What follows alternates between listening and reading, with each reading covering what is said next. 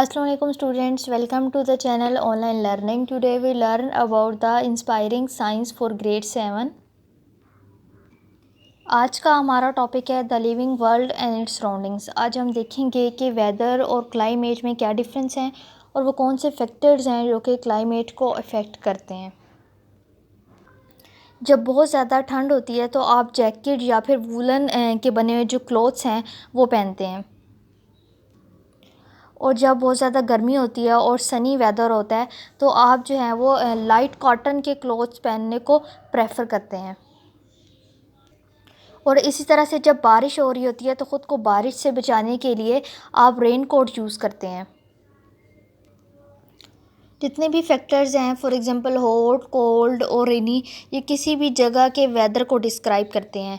और किसी भी जगह का जो वेदर है वो हमारी डेली लाइफ्स को अफेक्ट कर रहा होता है।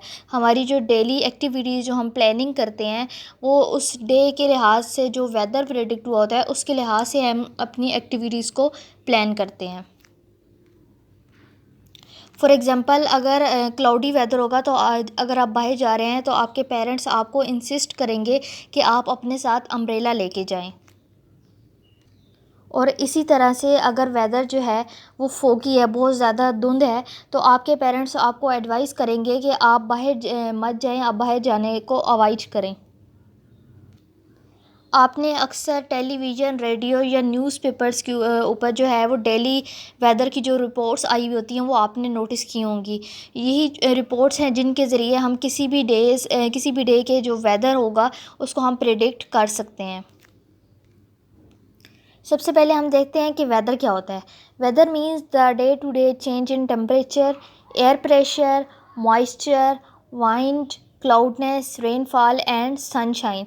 डे टू डे इन फैक्टर्स में जो चेंजिंग आती है, जैसे कि टेम्परेचर में, एयर प्रेशर, मॉइस्चर, इस तरह के जितने भी फैक्टर्स हैं, डे टू डे जो चेंजेस आ रही होती हैं, इन चेंजेस को हम कहते हैं weather.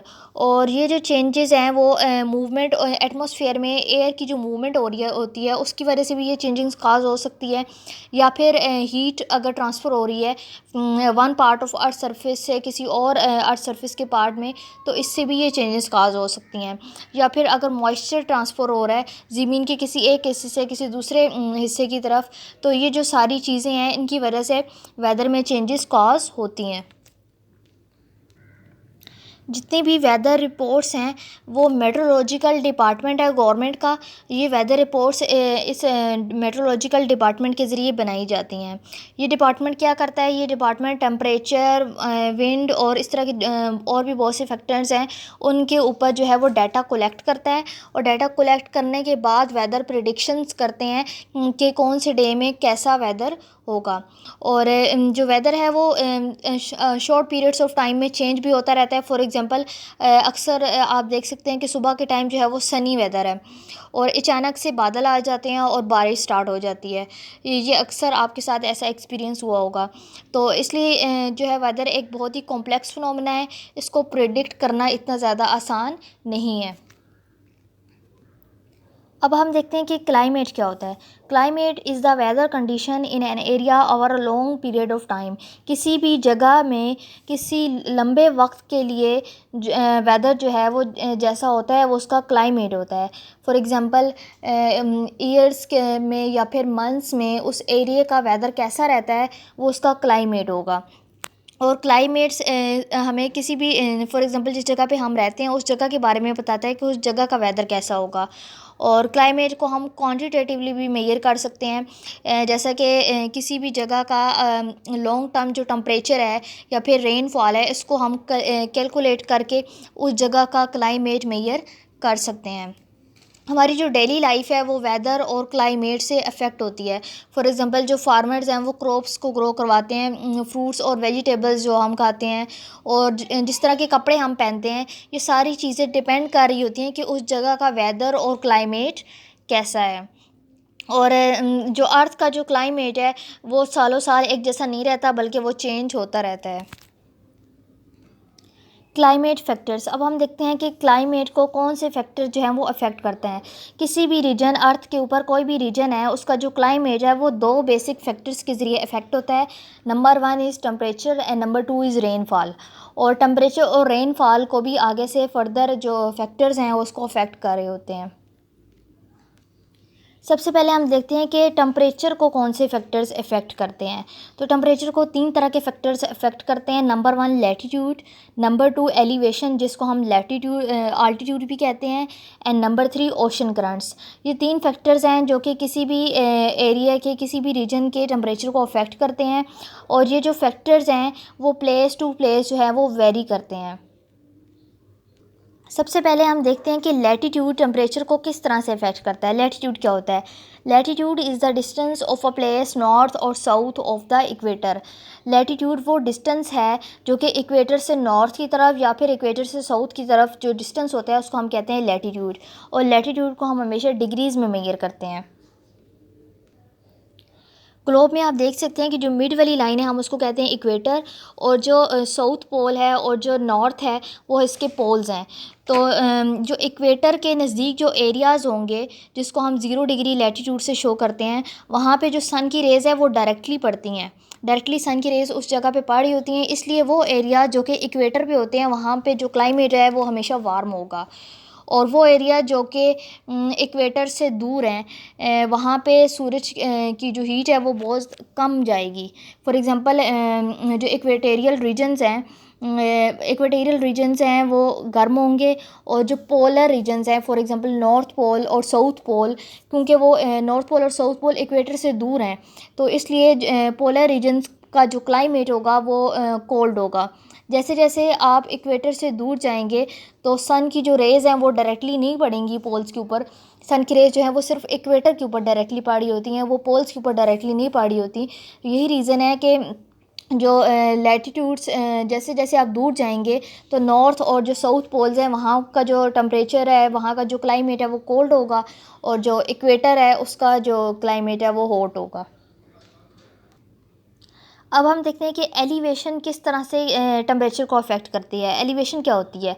Elevation is the height of a place above the level of a sea. Sea के लेवल से जितनी ज़्यादा हाइट होगी उसको हम कहते हैं एलिवेशन। तो जितनी ज़्यादा सी के ऊपर से हाइट इंक्रीज़ करती जाएगी, मतलब आप सी से दूर जाते जाएंगे हाइट वाइज, अगर ऊपर जाते जाएंगे तो जो एयर है वो लेस डेंस होती जाएगी। लेस डेंस का मतलब क्या है कि उस एयर के अंदर जो गैस मालिक्यूल्स हैं वो कम होते जाएंगे, और जैसे ही गैस मालिक्यूल्स कम होंगे तो उनका आपस में डिस्टेंस ज़्यादा हो जाएगा, वो एक दूसरे से सेपरेट कर जाएंगे। तो जो लेस डेंस एयर होती है वो अपने अंदर ज़्यादा हीट को ट्रैप नहीं कर सकती। यही रीज़न है कि जैसे जैसे एलिवेशन इंक्रीज़ होगी एयर जो है वो लेस डेंस होगी। तो लेस डेंस होने का मतलब है कि वो अपने अंदर ज़्यादा टेम्परेचर को नहीं ट्रैप कर सकती। तो जब एयर अपने अंदर ज़्यादा टेम्परेचर को ट्रैप नहीं कर सकती तो जो टेम्परेचर है वो डिक्रीज़ होता जाएगा। यही रीज़न है कि जब आप माउंटेन्स के टॉप्स पे चले जाएं, चोटी पे चले जाएं, तो वहाँ का जो टेम्परेचर है वो सी लेवल की निस्बत जो है वो लो होगा। उसकी रीज़न ये है कि जो माउंटेन की जो टॉप्स हैं वहाँ पे जो एयर है वो लेस डेंस है, और लेस डेंस जो एयर होती है वो अपने अंदर ज़्यादा हीट को ट्रैप नहीं कर सकती। अब हम देखते हैं कि ओशन करंट्स किस तरह से टेम्परेचर को अफेक्ट करते हैं। तो ओशन करंट क्या होता है? The surface temperature of water affects the temperature of air above it. किसी भी पानी की जो बॉडी है, वाटर बॉडी है, उसका जो सरफेस टेम्परेचर है वो जो है सरफेस टेम्परेचर जो जैसा होगा वो एयर के टेम्परेचर को अफेक्ट करेगा। पानी के अंदर जो करंट्स का वो कंटिन्यूस फ्लो होता है ओशंस के अंदर। कुछ ओशन करंट्स जो हैं वो वार्म होते हैं, गर्म होते हैं, और कुछ ओशन करंट्स जो हैं वो ठंडे होते हैं। तो जो वार्म वाटर के करंट्स होते हैं वो अपने आसपास की जो एयर है उसको भी गर्म कर देते हैं, और जो कोल्ड वाटर करंट्स होते हैं वो अपनी सराउंडिंग जो एयर है उसको भी कोल्ड कर देते हैं। यही रीज़न है कि लैंड का वो पार्ट जो कि वार्म वाटर करंट्स के बिल्कुल क्लोज कांटेक्ट में है वहाँ पे जो क्लाइमेट होगा वो वार्म होगा। इसी तरह से वो लैंड जो कि कोल्ड वाटर करंट्स के कांटेक्ट में है वहाँ का जो क्लाइमेट होगा वो कोल्ड होगा। तो ओशन करंट्स है वो हमेशा ट्रैवल करते हैं।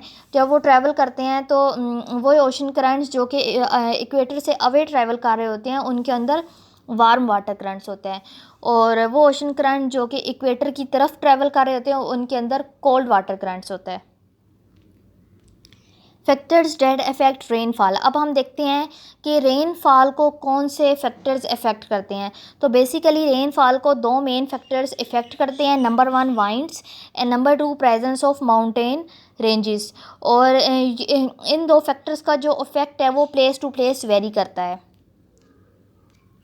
सबसे पहले हम देखते हैं कि वाइंड्स जो हैं वो रेनफॉल को किस तरह से अफेक्ट कर रही हैं।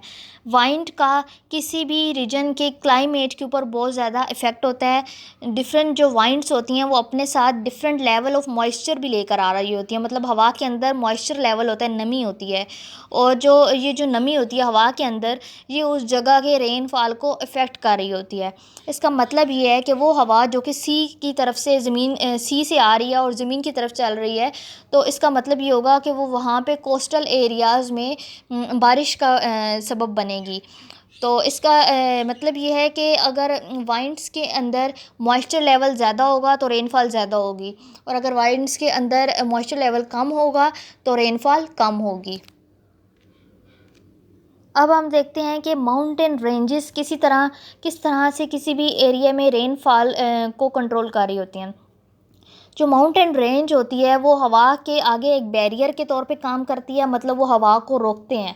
जो पहाड़ होते हैं वो हवा को जो हवा आ रही होती है उसको रोक रहे होते हैं, जिसकी वजह से हवा जब पहाड़ के साथ टकराती है तो जब उसको वो रोकते हैं तो वो हवा जो है ऊपर की तरफ जाने के शुरू कर देती है। उस माउंटेन की जो चोटी होती है उसकी तरफ हवा मूव करना शुरू कर देती है। तो यही रीज़न है कि जब हवा ऊपर की तरफ राइज़ करेगी, ऊपर की तरफ मूव करेगी, जितना हवा ऊपर की तरफ मूव करेगी उतनी हवा ठंडी हो जाएगी। तो हवा के अंदर जो मॉइस्चर लेवल होगा वो भी कम हो जाएगा। और यही रीज़न है कि वाइंडवर्ड साइड वो होती है जिस साइड से हवा आ रही है। तो वाइंडवर्ड साइड ऑफ माउंटेन जो है वहाँ पे मॉइस्ट वाइंड जो है टकरा रही है। यही रीज़न है कि वहाँ पे जो रेनफॉल है वो ज़्यादा होगी, और यहाँ पे जो क्लाइमेट होगा वो वेट क्लाइमेट होगा। और लेकिन जो माउंटेन की जो दूसरी साइड होगी जिसको हम कहते हैं लीवर्ड साइड वो साइड होती है जहाँ से हवा नहीं आ रही, बल्कि वो उसके पहाड़ की ऑपोजिट साइड होती है। तो वो जो लीवर्ड साइड है वहाँ तक हवा जब पहुँचती है तो उसके अंदर से जो मॉइस्चर लेवल है वो कम हो जाता है। जब मॉइस्चर लेवल कम हो जाएगा तो वहाँ पे जो बारिश है वो कम होगी। यही रीज़न है कि जो मॉइस्ट वाइंड है वो जब टॉप ऑफ द माउंटेन पहुंचती है तो उसमें से जो मॉइस्चर है वो कम हो जाता है। इसी वजह से जो लीवर्ड साइड है, जो पहाड़ की ऑपोजिट साइड है, वहाँ पे बारिश कम होगी, और जो वाइंडवर्ड साइड है जिस साइड पे हवा चल रही है वहाँ पे बारिश ज़्यादा होगी। ह्यूमिडिटी क्या होती है? Humidity is a measure of moisture present in air. हवा में कितना ही मॉइस्चर है, कितनी नमी है, उसको हम कहते हैं ह्यूमिडिटी। किसी भी एरिया में रेनफॉल को मेजर करने के लिए जो इंस्ट्रूमेंट यूज़ होता है उसको हम कहते हैं रेन गॉज। और किसी भी एरिया का जो एयर प्रेशर है उसको मेजर करने के लिए जो इंस्ट्रूमेंट यूज़ होता है उसको हम कहते हैं barometer. Now it's activity time. अब आपके सामने एक मैं एक्टिविटी करवाती हूँ जो कि आपने खुद करनी है। आपने क्या करना है, आपने एक न्यूज़पेपर लेना है जिसके ऊपर 1 वीक की वेदर रिपोर्ट हो, और उस 1 वीक की वेदर रिपोर्ट से आपने डाटा कलेक्ट करना है 3 चीज़ों के बारे में: टेम्परेचर, ह्यूमिडिटी और रेनफॉल। और फिर उस डाटा को एक टेबल बनाना है, उस टेबल के अंदर रिकॉर्ड कर लेना है। वो जो आपका डाटा होगा 1 वीक का वो उस एरिया के क्लाइमेट को शो करेगा। I hope students you have gained the concept of weather and climate and the factors that affect climate. If you like my video, kindly subscribe my channel. Allah Hafiz.